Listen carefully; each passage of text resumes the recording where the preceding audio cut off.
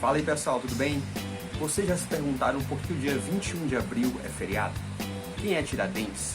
E por que Tiradentes se tornou um herói nacional? Essas duas perguntas vamos tentar responder no vídeo de hoje.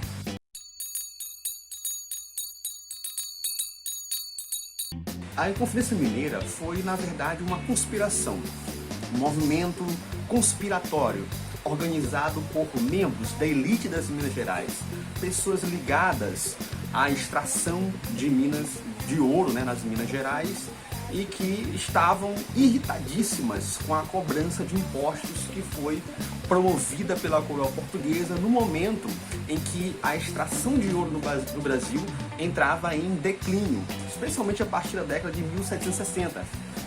Os níveis de extração de ouro no Brasil entravam em queda brusca, mas ainda assim a coroa portuguesa resolveu cobrar os impostos atrasados que somavam aí para cada minerador, para cada devedor, cerca de 100 arrobas de ouro. Para entender um pouco por quê, quais as condições que foram criadas para a Inconfidência Mineira, nós precisamos entender primeiro o contexto histórico, o cenário em que essa Inconfidência Mineira ela vai se desenrolar. Primeiro é importante lembrar que o Brasil, desde 1500, era um território colonial português. O que isso significa? Significa dizer que o Brasil é uma colônia. E uma colônia significa dizer que Portugal dominava o Brasil e extraía todas as riquezas que o Brasil pudesse produzir e as enviava para o reino português. Então, dessa forma, Portugal exercia o que nós chamamos de monopólio comercial, ou seja, a exclusividade. Somente o reino português poderia comercializar as riquezas que eram produzidas no Brasil e enviá-las e comercializar elas com a Europa. Foi assim que foi feito com o pau-brasil, lá desde 1500. Depois também com a produção de cana-de-açúcar, que toda a produção açucareira que era realizada no Brasil também tinha um monopólio, o exercício do monopólio do Império Português sobre a comercialização do açúcar e também sobre outros produtos, como algodão, tabaco, droga do sertão, entre outros. Só que Portugal sempre quis encontrar ouro no Brasil, ouro, diamante e outras pedras preciosas. Esse sempre foi o interesse das grandes potências europeias, descobrir jazidas de ouro no território do Novo Mundo, nesse continente que havia sido recém-descoberto, que foi denominado de América. Os espanhóis tiveram mais sorte. Logo de imediato, os espanhóis encontraram ouro na região do México, no Império Azteca. Também encontraram prata na região do Potosí. Enfim, eles tiveram mais sorte, ao encontrar logo de imediato pedras preciosas, ouro e prata, que puderam aí ser negociado em larga escala no mercado europeu. Só que os portugueses não encontraram de imediato ouro no Brasil. As primeiras jazidas de ouro no Brasil só foram encontradas ali no final do século XVII, na região onde hoje corresponde ao estado de Minas Gerais.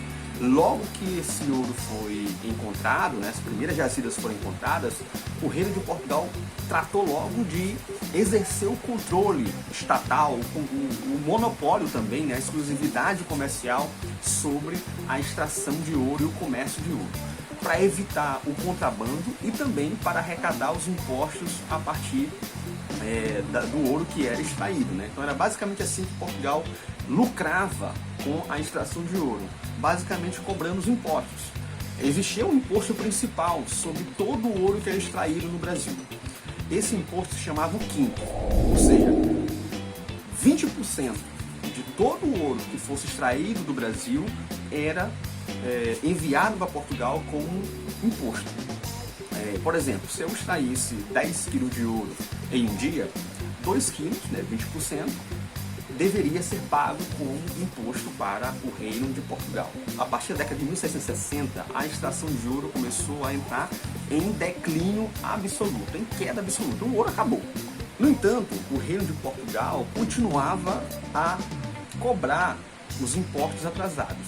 A gota d'água, no entanto, foi a informação que chegou em 1788, em Vila Rica, trazida pelo novo governador, o Furtado Mendonça, que era o Visconde de Barbacena, que anunciou as novas ordens da coroa portuguesa, que era justamente a de cobrar imediatamente os impostos atrasados por meio da aplicação da derrama. A derrama basicamente é um dispositivo pelo qual o governo português ele cobraria todos os impostos atrasados. Então, um grupo de homens, membros da elite das Minas Gerais, começou a se organizar um movimento conspiratório para tornar as Minas Gerais independentes de Portugal e dessa forma acabar com o monopólio, acabar com a exclusividade comercial sobre o ouro e evidentemente evitar as cobranças dos impostos atrasados.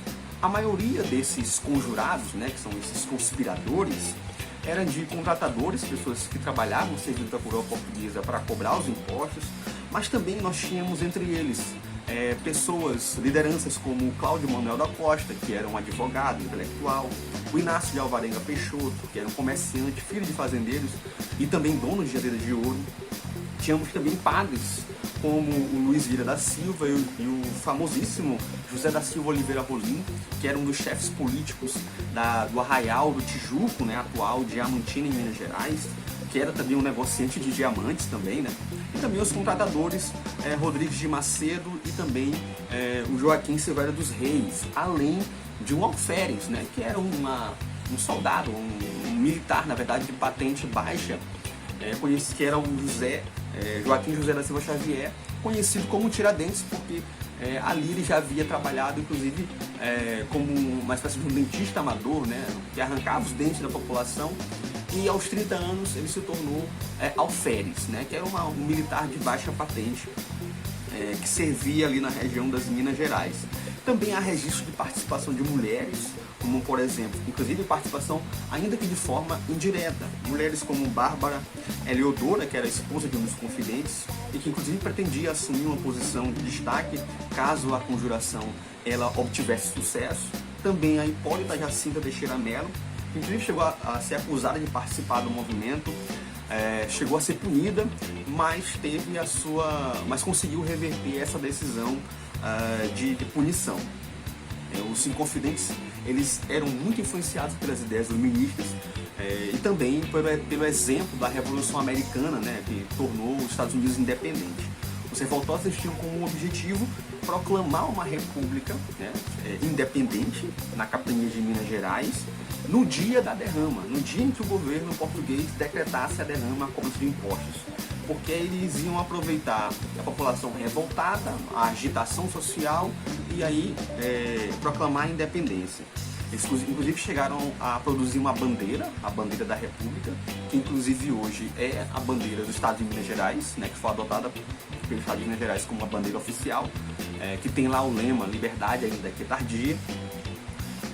E também eles tinham entre os planos tomar a Casa da Moeda. Eles tinham também a intenção de criar uma universidade em Vila Rica, né? uma influência muito clara do iluminismo, claro, extinguir o monopólio comercial sobre a questão de diamante, de ouro, acabar com as dívidas, né, com o reino português, separar a igreja e Estado, que também é uma ideia muito associada ao iluminismo. No tema da escravidão, no entanto, havia um silêncio, na verdade, e também óbvio, porque a maioria dos inconfidentes, dos conjurados, eram pessoas que eram donos de escravizados, eram membros da elite que exploravam o trabalho escravo e que evidentemente não queriam perder com isso. Então o tema da escravidão, a ideia de que a escravidão fosse abolida, ela não esteve presente como uma das reivindicações, como uma das ideias da Inconfidência Mineira. No entanto, os Inconfidentes acabaram sendo delatados, ou seja, o plano acabou sendo entregue ao governo de Minas Gerais do Furtado Mendonça, Visconde de Barbacena. Um dos devedores era o Joaquim Silveira dos Reis, que acabou entregando o plano, né, acabou delatando os outros inconfidentes em troca do perdão de sua dívida, né? Ele teve sua dívida perdoada, inclusive morreu 30 anos depois, bastante rico.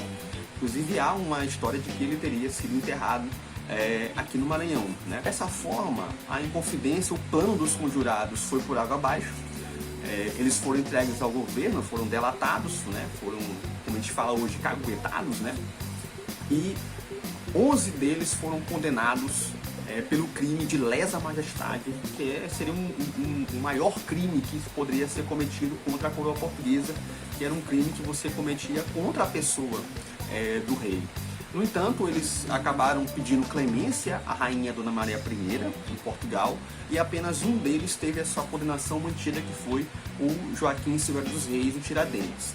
Alguns falam que a condenação de Tiradentes foi mantida porque ele não era nobre, ele não era membro da elite, era um militar, né, de baixa patente, uma pessoa simples, que foi muito importante para a Inconfidência. Inclusive, ele arranjou muitos simpatizantes para o movimento conspiratório.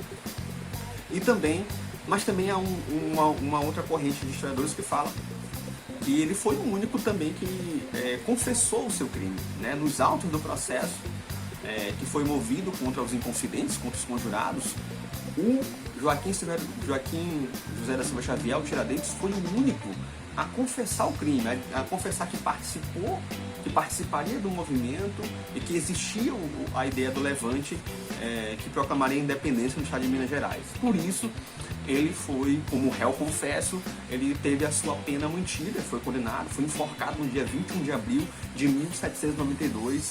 Inclusive, ele teve seu corpo esquartejado e a sua cabeça foi exposta em Vila Rica como sinal, como se a majestade estivesse dizendo, dando um sinal, um exemplo do que aconteceria com todos aqueles que se insurgissem contra o poder do Império Português. E a partir de então, nós temos a criação do mito do Tiradentes. Se a gente for dar uma olhada como que o Tiradentes ele é representado na maioria das imagens que nós temos hoje, os quadros, das pinturas, o Tiradentes ele é muito associado à figura de Jesus Cristo. Ele foi criado em torno do Tiradentes um mito de que ele é um herói nacional, alguém que deu a sua vida em benefício da pátria.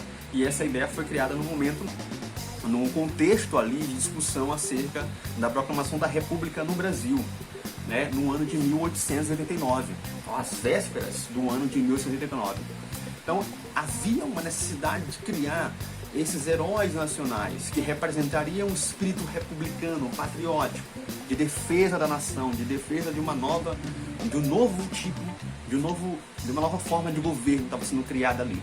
Então era necessário criar no Brasil o nosso panteão de heróis nacionais, e um dos escolhidos foi Tiradentes. Sobre esse tema vale muito a pena a gente citar aqui o texto do historiador Ronaldo Vanfas, que ele vai dizer o seguinte: seria, entretanto, o escritor Joaquim Norberto Souza e Silva, né, aquele intelectual que mais contribuiu para a mitificação, né, para essa construção do mito, né, a respeito de Tiradentes como herói nacional e tendo a sua figura associada a Jesus Cristo. Ele acessou uma documentação inédita no qual admitiu-se que Tiradentes era a figura secundária no movimento, na Inconfidência Mineira, mas associou a sua figura a Cristo, transformando a forca em local de sacrifício mítico, ao mostrar Tiradentes beijando os pés e as mãos do carrasco, a imitação da cena bíblica. A figura ambivalente de Tiradentes tornou possível a construção dos mais eficientes mitos nacionais. Ele foi proclamado, né, no caso de Tiradentes, pela Lei número 4.897, de 9 de dezembro de 65, como patrono cívico da nação brasileira, e decretada a fixação em seu retrato em todas as repartições públicas do país. Então, dessa forma, Tiradentes entrava de uma vez por todas para esse panteão dos grandes heróis nacionais, associando aí a sua figura, a figura de um herói, de um patriota, de um representante do espírito republicano do nosso país. E por isso, diante de toda essa criação mítica em torno do Tiradentes, é que nós celebramos o dia 21 de abril, ainda hoje, como feriado nacional. É isso, pessoal. Um abraço e até a próxima.